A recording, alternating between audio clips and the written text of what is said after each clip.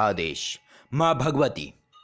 किसी भी सिद्धि, साधना और किसी भी चीज़ को करने से पहले व्यक्ति को माँ भगवती की उपासना करनी अनिवार्य होती है। यह इसलिए अनिवार्य होती है क्योंकि शक्ति जिन्हें कहा जाता है वो माँ भगवती ही हैं, और बिना माँ भगवती की उपासना की कोई भी व्यक्ति सिद्धि प्राप्त नहीं कर सकता है। यानी ये मार्ग है शक्ति से शिव तक की यात्रा, यानी माँ भगवती से शिव तक की यात्रा।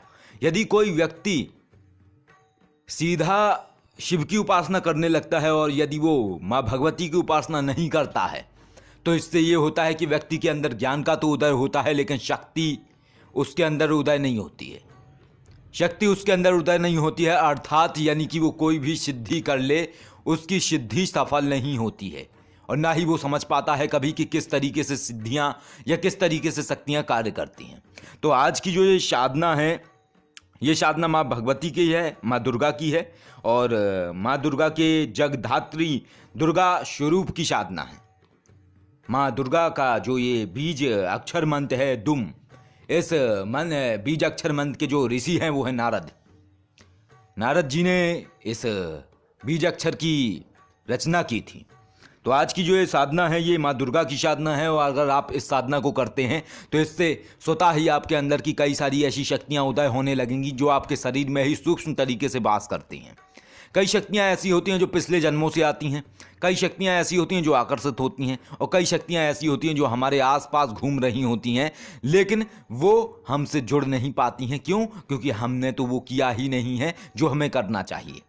तो ये जो साधना आपको देने वाले हैं ये माँ दुर्गा के जगधात्री दुर्गा स्वरूप की साधना है, और इस साधना को शुक्रवार से आप कर सकते हैं या फिर आप रविवार से कर सकते हैं।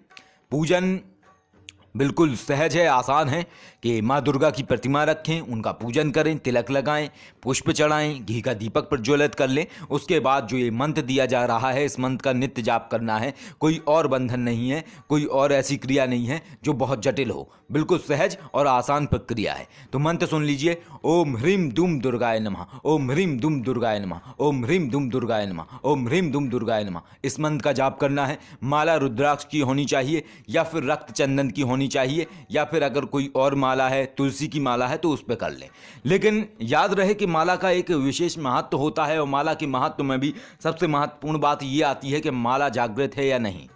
और इसका उल्लेख कई सारे ग्रंथों में यानी कई सारे तांत्रिक शास्त्रों में मिल जाता है कि यदि आप जागृत माला पर जाप नहीं करते हैं तो उससे कहीं ना कहीं दैवीय शक्तियां रुष्ट हो जाती हैं, ऐसी मान्यता है। और अगर ऐसी स्थिति नहीं है कि व्यक्ति के पास माला हो तो फिर वो उंगलियों पर जाप कर सकता है, कर माला पर जाप कर सकता है। लेकिन कोशिश व्यक्ति यही करे कि उसको जो जाप करना है वो जागृत माला पर ही करे, क्योंकि इससे साधना की सफलता आसानी से हो जाती है, यानी कि साधना में सफलता मिलने की जो स्थिति है वो बढ़ जाती है। इस मंत्र के जाप से क्या अनुभव होगा, क्या स्थितियाँ होंगी? इस मंत्र के जाप से और कोई ऐसी स्थिति नहीं होगी जो बिल्कुल अलग हो, बल्कि इस मंत्र के जाप से ये स्थिति होगी कि आपके अंदर की जो आंतरिक शक्तियां हैं उनका उदय होने लगेगा। धीरे धीरे उनका उदय इस तरीके से होने लगेगा, यानी कई सारी आपको ऐसी अनुभूतियां होगी कि आपकी जो कुंडलिनी शक्ति है उसमें आपको हलचल महसूस होगा। आपको अपनी रीढ़ रज्जु में किसी तरल पदार्थ के बहने का एहसास होगा, या आपके सिर के आज्ञा चक्र के स्थान पर स्पंदन होगा। तो इस तरीके की आपको स्थितियां हो सकती हैं। और ये क्रम रखिए 11 दिन का, यानी 11 दिन में इस साधना को संपन्न कर लें, यानी कि 1.25 लाख मंत्र जाप आप संपन्न कर लें 11 दिन के अंदर, यानी कि 11वें दिन में आपका हवन हो जाना चाहिए। और हवन आहुति आपको करनी है 1008 मंत्र की आपको हवन आहुति करनी है।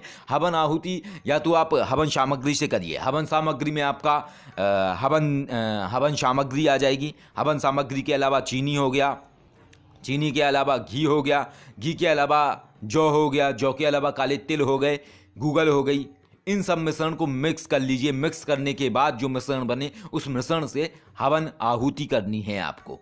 या फिर अगर हवन आहुति संभव ना हो तो फिर आप होम कर सकते हैं। होम का सीधा सा तात्पर्य ये होता है कि आपके जो अग्नि है उसमें आप घी से आहुति कर सकते हैं, यानी घी में और कुछ मिलाने की आवश्यकता नहीं है। या फिर अंगारों के ऊपर आप आहुति कर सकते हैं जिससे हल्का हल्का धुआं उठ जाए। तो इस तरीके से आप ये कर सकते हैं। इसके बाद ये मंत्र जागृत हो जाएगा और स्वतः ही आप जो भी और साधना करेंगे बढ़ेंगे आगे तो उसमें उन साधनाओं के सफलता के जो स्थितियां हैं वो बढ़ जाएंगी और आपके सफलता के चांसेस बढ़ेंगे। और सबसे बड़ी बात यह है कि आप माँ भगवती की उपासना कर चुके होंगे, और जब आप माँ भगवती की उपासना कर चुके होंगे तो आपकी जो पूर्व जन्मों की शक्तियां हैं वो भी स्वतः से ही आपको स्वप्न के माध्यम से संकेत देना शुरू करेंगी। और कई ऐसी नकारात्मक शक्तियां जिनकी वजह से आप परेशान रहते हैं, कई ऐसे नकारात्मक स्थितियां जिनकी वजह से आपको समस्याएं होती हैं, यदि आप इस मंत्र का जाप अपने घर में करते हैं तो आपके घर का जो माहौल है वो सकारात्मक होने लगेगा और आपके घर में जो भी निगेटिव एनर्जी है या जो निगेटिव सिचुएशनें हो रही हैं वो धीरे धीरे खत्म हो जाएंगी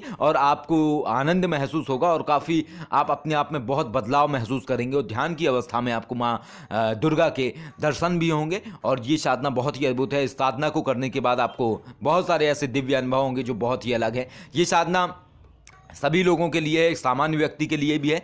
यदि किसी ने दीक्षा नहीं ली हुई है या उसके पास गुरु मंत्र नहीं है तो वो एक माला ओम गम गणपते नमः, एक माला भैरव जी की ओम बम बड़ भैरवाय नमः, एक माला गुरु मंत्र रूप में ओम नमः शिवाय की करें, ओम नमः शिवाय इस मंत्र की जाप करें। इसके बाद जो मंत्र बताया गया है ओम ह्रीम दुम दुर्गाय नमः, ओम ह्रीम दुम दुर्गाय नमः, ओम ह्रीम दुम दुर्गाय नमः, ओम ह्रीम दुम दुर्गाय नमः, इस मंत्र का जाप करना है। जब आहुति करें तो आहुति के पीछे स्वाहा जोड़ दें, यानी कि ओम ह्रीम दुम दुर्गाय नमः स्वाहा, ओम ह्रीम दुम दुर्गाय नमः स्वाहा। इस तरीके से आपको आहुति करनी है। तो बिल्कुल सहज है, आसान है और बहुत ही सरल तरीका है। और अगर फिर भी कुछ समझ में ना आए तो फिर आप डायरेक्टली पूछ सकते हैं व्हाट्सएप पर या फिर आप कमेंट कर सकते हैं और आप ये साधना करिए और लाभ लीजिए। जय श्री महाकाल। आदेश।